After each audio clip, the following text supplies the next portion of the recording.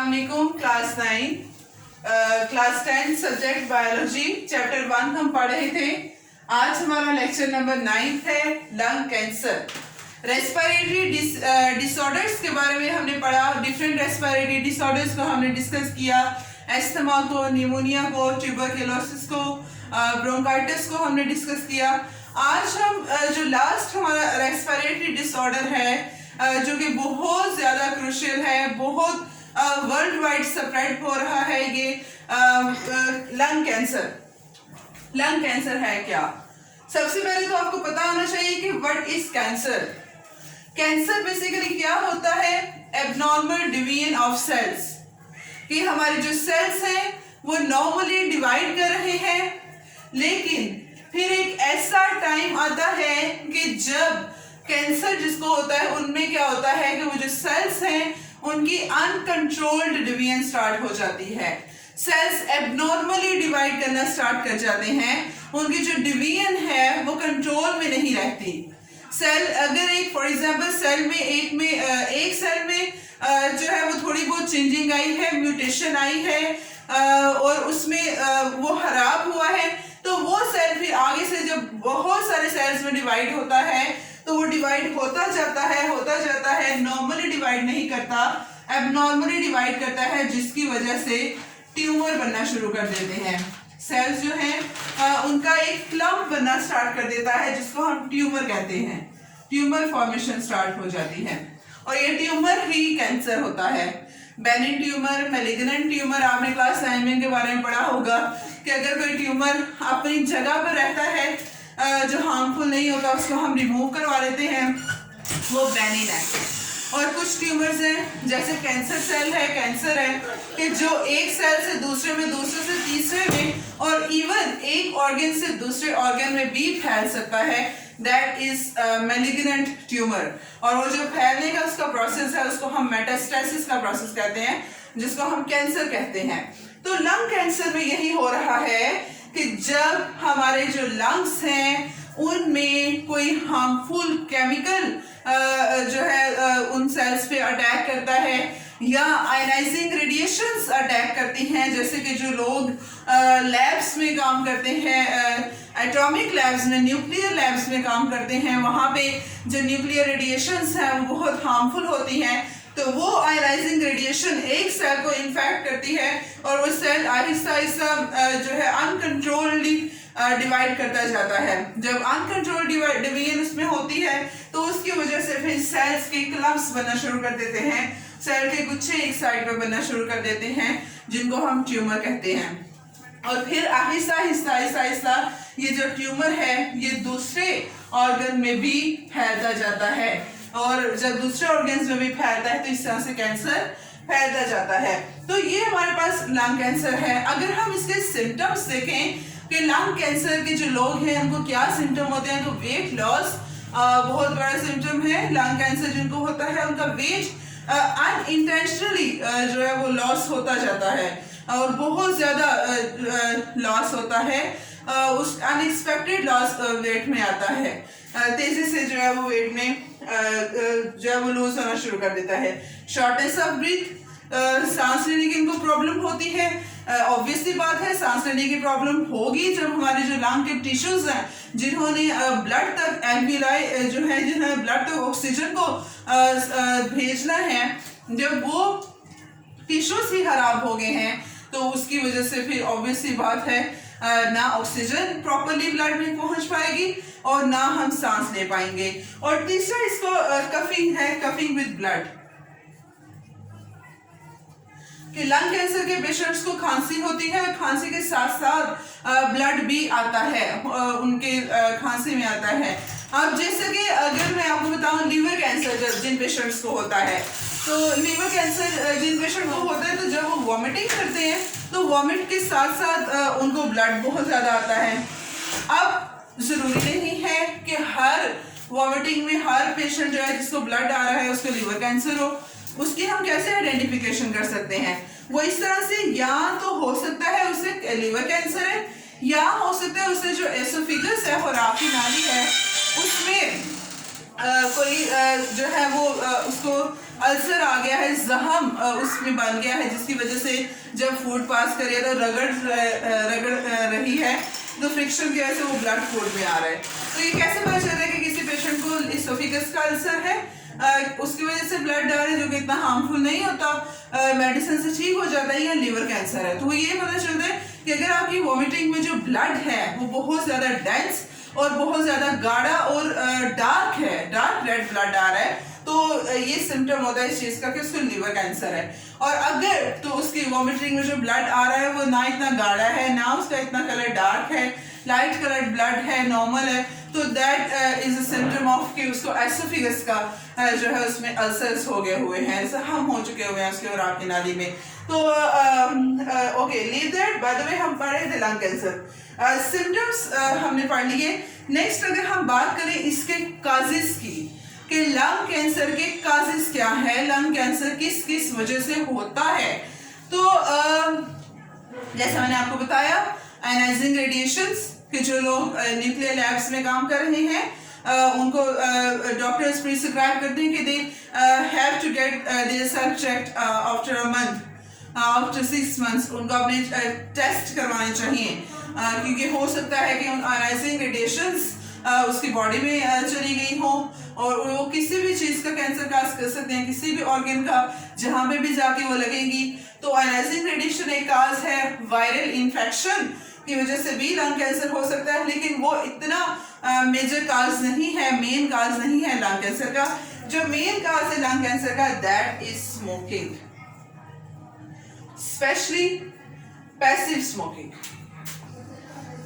Passive smoking क्या होती है? Smoking from the burning and. अगर आपने एक सिगरेट देखा हो तो सिगरेट में 2 एंड होते हैं, एक वो एंड होता है जिसको हम जला रहे हैं, एक वो एंड होता है जहां से स्मोकर पी रहे हैं। अब वो जो जहां से स्मोकर पी रहे हैं ना, वो फिल्टर एंड होता है, उसके ऊपर ऑरेंज लाइट ऑरेंज कलर का पेपर लगा होता है, छोटा सा फिल्टर जिसको हम कहते हैं, फिल्टर पेपर लगा होता है। और जिस एंड से जो है वो बर्निंग एंड है वहां पे कोई वैसा फिल्टर नहीं लगा होता। अब फिल्टर का काम क्या होता है कि वो जो स्मोकर जो एक्टिवली स्मोक कर रहा है, सिगरेट स्मोक कर रहा है, अब फिल्टर जो है वो उस स्मोक में 4000 केमिकल्स हैं, तो उनमें से कुछ केमिकल्स को फिल्टर करके वो स्मोक जो है वो स्मोकर तक भेजता है, जो एक्टिवली स्मोक कर रहा है, जो खुद पी रहा है। लेकिन जो बर्निंग एंड है, जब वो स्मोकर स्मोक करता है, ब्लो करता है, तो वो स्मोक जब उसके सिगरेट से निकलता है बर्निंग एंड से, जहां से वो जल रहा है, तो जो उसके पास बैठा होगा, अब वहां पे तो फिल्टर नहीं लगा हुआ बर्निंग एंड पे, तो वो एज सच स्मोक में जितने केमिकल्स होते हैं हार्मफुल, वो सारे के सारे उस पर्सन तक पहुंचते हैं। उसको हम कहते हैं passive smoking, smoking from burning and. और ये स्मोकिंग हार्मफुल है। क्यों हार्मफुल है? मैंने बताया क्योंकि पैसिव स्मोकिंग में तो यही है कि फिल्टर एंड नहीं है और स्मोकर एज सच अपने स्मोक बेच रहे हैं, लेकिन जो पर्सन एक्टिवली स्मोक कर रहा है उसके एंड में फिल्टर लगा हुआ है जो कि बहुत सारे हार्मफुल केमिकल्स को फिल्टर कर देता है। तो इस वजह से जो पैसिव स्मोकिंग है वो लंग कैंसर का काज है। अगर आप पैसिवली स्मोक कर रहे हैं तो कहा जाता है कि इसकी वजह से चांसेस होते हैं कि 20 to 30% आपको लंग कैंसर होगा, कि अगर आप पैसिवली स्मोक कर रहे हैं। पैसिवली मतलब कि आप स्मोकिंग नहीं कर रहे, लेकिन you are sitting with smokers and they are smoking, तो उसकी वजह से उनका जो स्मोक का इफेक्ट है वो आप पे ज्यादा होगा उनकी निस्बत, तो वो इस तरह से उन पे इन्फेक्ट होता है। और आपको पता है कि स्मोकिंग में सिगरेट स्मोक में 4000 केमिकल्स होते हैं, और वो 4000 केमिकल्स जो हैं उनमें से 50 केमिकल्स ऐसे हैं जो कार्सिनोजेंस हैं, जो कैंसर काज करते हैं। And not just lung cancer, they are causing larynx cancer, they are causing the urinary bladder cancer, pancreas का कैंसर काज करते हैं, ओरल कैविटी का कैंसर काज करते हैं, हेड टू टो हमें इन्फेक्ट कर रहे होते हैं जब हम स्मोकिंग कर रहे होते हैं। तो जैसे क्योंकि स्मोकिंग में निकोटीन ड्रग होती है। अब पुराने जमानों में पास्ट में निकोटीन को एज एन इंसेक्टिसाइड यूज किया जाता था, कीड़े मार अद्वियात के तौर पे यूज करते थे। फिर तंबाकू में वो निकोटीन आ गई, वहां पे यूज होना शुरू हो गई, और फिर जो लोग तंबाकू स्मोकिंग करने लगे फिर निकोटीन से क्या होता है कि उनकी जो निकोटीन है ये हमारे ब्लड वेसल्स की जो वॉल्स हैं उनको बहुत ज़्यादा हार्ड कर देती है, जिसकी वजह से जब वो वॉल्स हार्ड हो जाती हैं तो इजीली कॉन्ट्रैक्ट और रिलैक्स नहीं कर पाती, और जिसकी वजह से फिर ब्लड प्रेशर और ये सारी बीमारियां उनको आती हैं तंबाकू स्मोकर्स को। तो ये स्मोकिंग के काजेस, लंग कैंसर के काजेस में था। वर्ल्ड नो तंबाकू डे भी मनाया जाता है 1 मई को, ताकि जो है वो अवेयरनेस पैदा की जाए। और कहा जाता है कि जो डेवलप्ड कंट्रीज हैं, डेवलप्ड कंट्री में ये सिगरेट स्मोक अब कम हो चुका हुआ है, लेकिन जो डेवलपिंग कंट्रीज हैं 2002 के सर्वे के मुताबिक ये देखा गया कि जो डेवलपिंग कंट्रीज हैं, जो अभी डेवलप हो रहे हैं, in the process of developing हैं, उन कंट्रीज में पर ईयर एनुअली 3.4% इंक्रीज देखा गया है इसमें स्मोकिंग में, कि इतने स्मोकर्स दिन ब दिन बढ़ते जा रहे हैं। टीनेजर्स में ये हैबिट बहुत ज़्यादा डेवलप हो रही है, यंगर्स में ये हैबिट बहुत ज़्यादा डेवलप हो रही है, जो कि लंग कैंसर के चांसेस को बढ़ा सकती है, नॉट जस्ट लंग कैंसर, बाकी कैंसर्स को भी। अगर हम देखें बैड इफेक्ट्स ऑफ स्मोकिंग, कि स्मोकिंग के क्या क्या बुरे असरात हैं, तो हमने जैसे कहा कि हम कह रहे हैं, लोग सोचते हैं कि जो स्मोकिंग का सबसे बड़ा असर है, सबसे बड़ा इसका नुकसान है, वो ये है कि ये स्मोकिंग लंग कैंसर ज़्यादा काज करती है। वो कहते हैं बस लंग कैंसर ही स्मोकिंग की वजह से होता है, लेकिन ऐसा नहीं है। जो स्मोकिंग है ये हमें हेड टू टो इन्फेक्ट करती है, सर से लेके पांव तक हमें इन्फेक्ट कर रही है। स्मोक जो है वो हमारे कैंसर काज कर सकता है, लेरिंग्स का कैंसर, हमारे यूरिनरी ब्लैडर का कैंसर काज कर सकता है, ओरल कैविटी का कैंसर है, किडनीज का कैंसर काज कर सकता है, पैनक्रियास का कैंसर काज कर सकता है, लंग्स का कैंसर तो हो ही रहा है, ब्रेस्ट कैंसर स्मोकिंग की वजह से होता है।